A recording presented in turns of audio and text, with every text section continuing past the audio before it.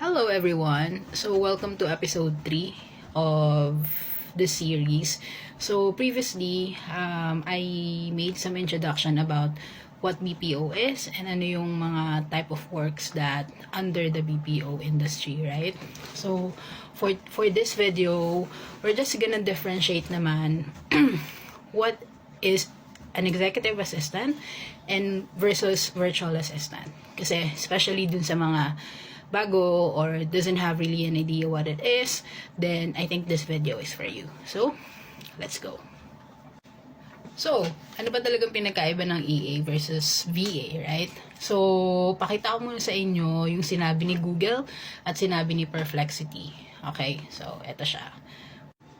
So, I just type in what is the difference of an executive assistant versus virtual assistant. So, sabi dito ni Google, as an executive assistant, it handles strategic, high-level, and confidential tasks for a single senior leader, often with decision-making authority and a proactive approach. In contrast, a virtual assistant typically focuses on specific tasks, based administrative work, often support multiple clients, and generally cost less.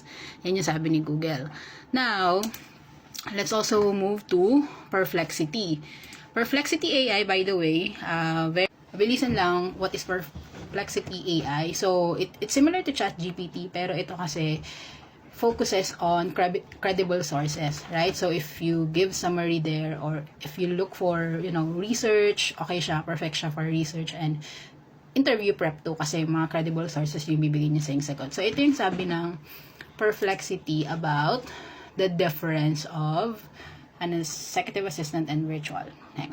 Ayan. So, just like with Google, nakalagay dito, differ primarily in scope, responsibilities, and work environment. An executive assistant acts as a strategic partner to top executives, handling complex tasks such as calendar management, email correspondence, travel arrangement, meeting preparation, and sometimes representing the executive to stakeholders. They have high-level autonomy in terms of decision-making and such. Ayan, basahin nyo na lang. In contrast naman, similar to what Google says, virtual assistant typically focus on specific task-based administrative duties like data entry, basic email management, scheduling, social media posting, and customer service. So, virtual assistants often work remotely for multiple clients or departments, performing routine tasks, take note of it, without extensive decision-making authority or strategic involvement. So, now you know those info came from very credible sources. So, on my end naman, definitely EA, ito yung mga high-level executive. So, imagine niyo na lang, personal assistant, right? Kasama lagi ng CEO, ng founder. So, EA is somehow like that, but working remotely. Right? So, they are the one managing their client's calendar, email, sometimes arrange travel for them. Basically, pang all around. And I even had XPs in the past na talagang sila pa yung nag-grocery for their clients, sila yung nag-order, sila yung nagbibigay ng gift, and also all around talaga siya.